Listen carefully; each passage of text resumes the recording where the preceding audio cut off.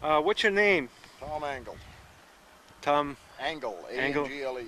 And this is the town of Union. Oregon. Yeah, okay. Let me just get the horses.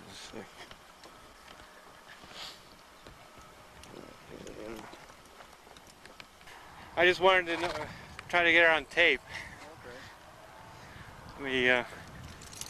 Okay, what did you say about these horses? They're Belgians? Belgian draft horses. 2 mares, 2 geldings. And how long have you been farming this way? About 4 years. Of course, I started here, this place. I started driving horses when I was 5. Yeah, have you lived here all your life, or? No, we moved here 4 years ago.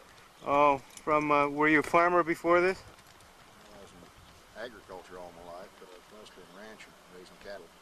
Worked on cow outfits, big ranches, cowboy for a living. Oh, out in the west or Midwest, or? No.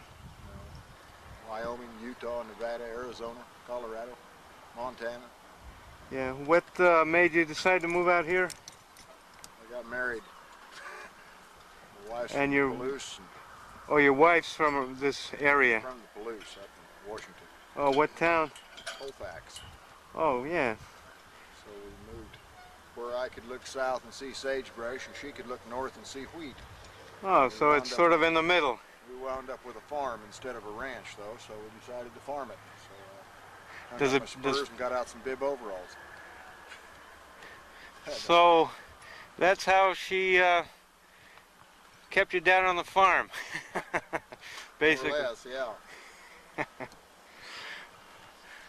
Started plowing it up to reseed the hay fields. We found out we had farm ground under it instead of just hay ground, so we started farming it and decided that if we were going to do something, the best thing we could make money on was produce, because 5 acres of produce will make you more than 150 acres of wheat. Oh, it will, huh? Oh, yeah. And does it pay? Does farming pay nowadays? Not the commercialized type where they use great big tractors and spend all their money on chemicals. We don't. You We don't don't? use any chemicals. We don't use any commercial fertilizer. Oh, you're an organic farmer then. No, state of Oregon thinks they own that. We're chemical free. You call yourself chemical free but not organic. Not organic. We're not certified organic, and I will not be certified organic. Well, I don't, explain what the difference is.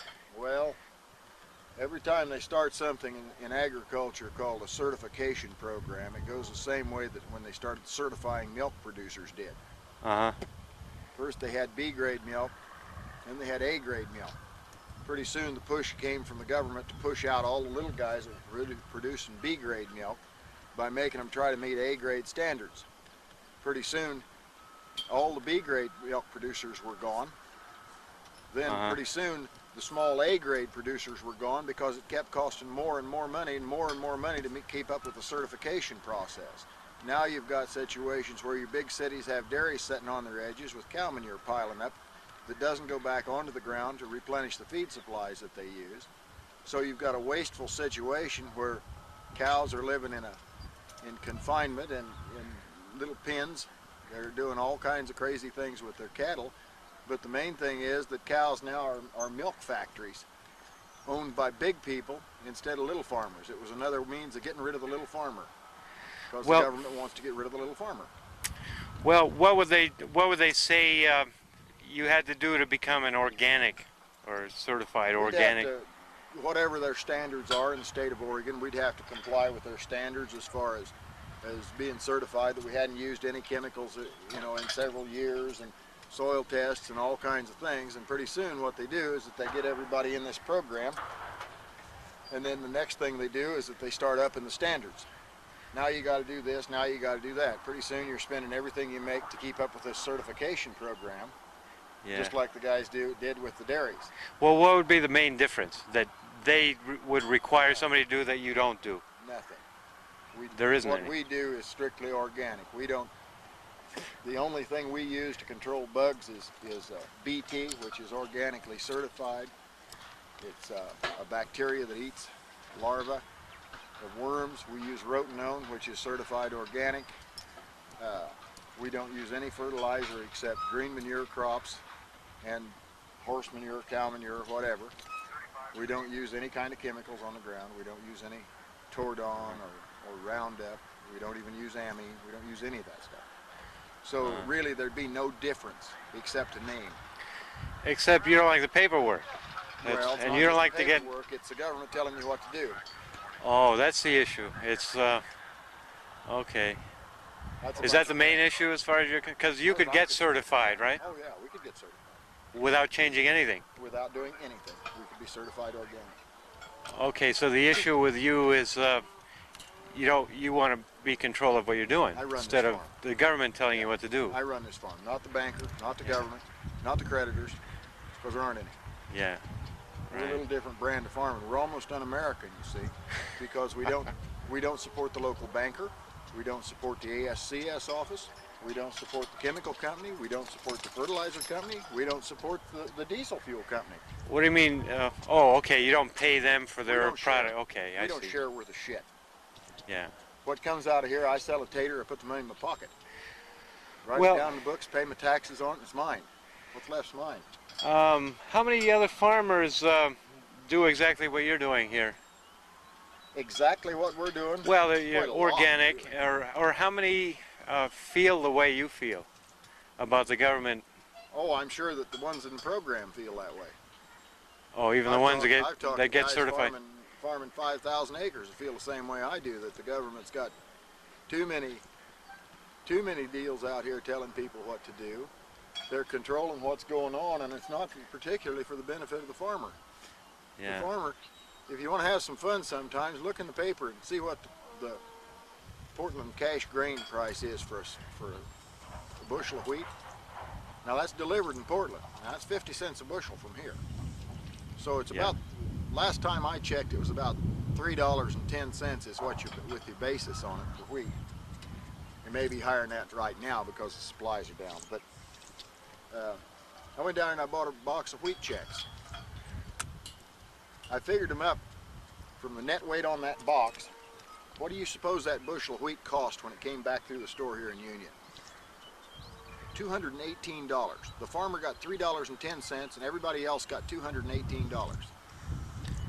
But it would be the same in any other business, would it? Whether you're manufacturing not necessarily foundry parts, or no, you think it's different in some way? Your wholesale price is approximately 50% or less.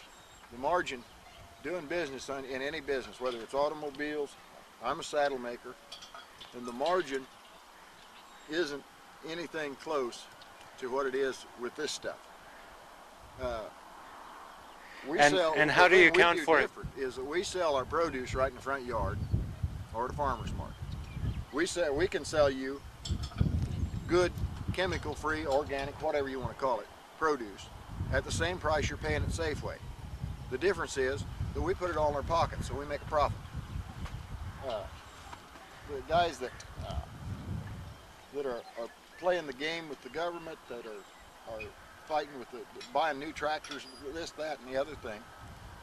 I haven't, the money I've got in 5 head of workhorses and all my machinery wouldn't buy a wore-out tractor. And how many acres do you farm here? We've got 60. 60 total, and this is what, 5 acres of vegetables? Wheat, hay. It's all hay, wheat, grass. It's all in something. So, what you're saying seems to be that by farming like this with livestock, you're able to make a living doing this, whereas somebody who had to go out and buy a new tractor somewhere just wouldn't be able to. Have a tough time. It would be out of the question. Well, I don't know that it'd be out of the question. It'd be out of the question on 60 acres. But they'd have a tough time. But you have to go back to the model that's mainly presented by the Amish. The Amish have done this for years and years and years. And they still do it today. They still do it. Yeah. And if you ever go back through that country, you'll notice they live in these tiny little shacks with these little old outhouses behind them, you know, for barns. No, they've got barns that make mine look like a tool shed, and houses that make mine look like trash. And they do it all with horses. They don't mess with the dang machinery. They're showing a profit where the big commercial type farmers with their big machinery are showing a loss constantly. The primary difference is that we're not Amish, and we don't have anything to do with the deal of Well, no how do, telephones or no electricity. But those two things, telephone and electricity, are a major outlay for us. And the fact we've got a vehicle, we've got a pickup truck, we have to pay insurance on it. So that's a major outlay. how do farm subsidies come into play with these big farmers, as opposed to you don't get any subsidies? No, we don't have anything to do with any government. But there are farm subsidies for certain products. Yeah. And, Well, I'm not real up on how it is right now. It used to be that what it is that they floored it. Say wheat, if you were in the program, they would floor wheat at a certain amount. If you sold, when you sold your wheat, if you sold for less money than that, they would make up the difference. In other words, if their price was $4.20 and you got $4, the government kicked in 20 cents to hold it up. It was a price support program. yeah. Now they've got crop insurance, they've got a lot of different programs that I'm not really even aware of. Some of the ASCS programs are good programs, and I'm not against them. The CRP program that they've got, the Cropland Recovery Program, is good because it's taken a lot of marginal ground out of wheat production and put it under grass where it can't be touched for a few years. The farmers are making pretty more money off of it in that program at say $45 to $50 an acre than they were making farming it anyway. The main thing is that it's got it under grass. Nothing is going to replenish farmland like grass will. If you can put it in grass, it'll replenish itself much better than anything else. That'll build your soil back up. And a lot of the ground is blowing. If we didn't keep plowing down, if you notice the green stuff sticking up, this was in barley just like that. Yeah. About 2 weeks ago when I plowed it. I plowed that down underneath here and then I disc it in. That breaks down, it decomposes, breaks down, it creates humus. There's also about, on this little piece of ground right here that I'm working on, there's probably 15 loads of manure and straw. That's plowed down into it and mixed into the dirt. All that humus holds moisture. You notice this ground isn't dry, it's wet. It's got moisture in it. That's because it holds the moisture and it brings up the moisture. There's air through it, the humus creates that situation. If you just spray it with chemicals and don't plow anything back into it, you pretty soon don't have any humus. I don't know for sure, but in my opinion, Roundup or Tordon, any of the absolute crop killers that they use to kill out the weeds and such, also kill microorganisms, beneficial nematodes. They can't help anything to do with your beneficial insects or your beneficial microbes and bacteria that break down organic matter to create humus. I don't know that they actually kill everything, but the ground I feel that has been used with the chemicals a lot seems sterile to me. It's dry, there's nothing there that I can feel. The other thing about what we're doing here is that I guess I'm maybe trying to prove a point too, because I said this was something you could do. But if you were looking for a model of integrated, self-sustainable agriculture that's in basis solar powered, you couldn't beat it.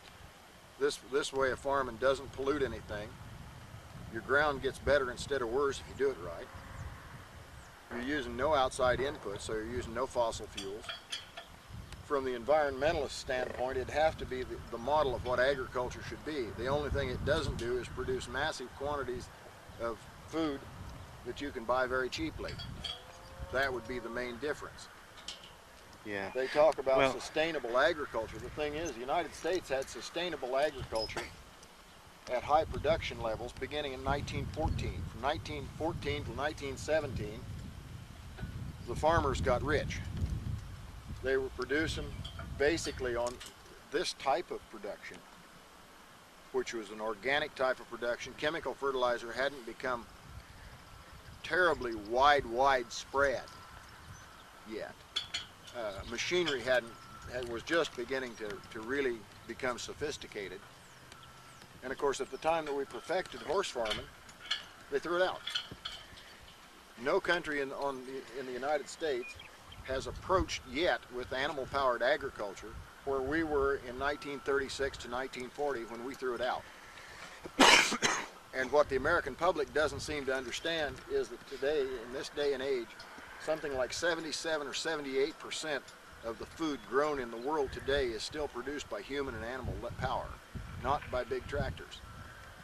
The thing is, we've got technology that has been thrown around that could be helping third world countries turn out much more food at a lot easier rate. Well, I guess the claim has always been excuse me.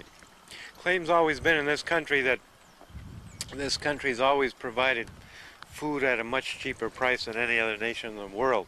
Right. And that's, you know, that's what they've always said. At this point, they've got you people that live in the cities firmly convinced that a red tennis ball tastes like a tomato.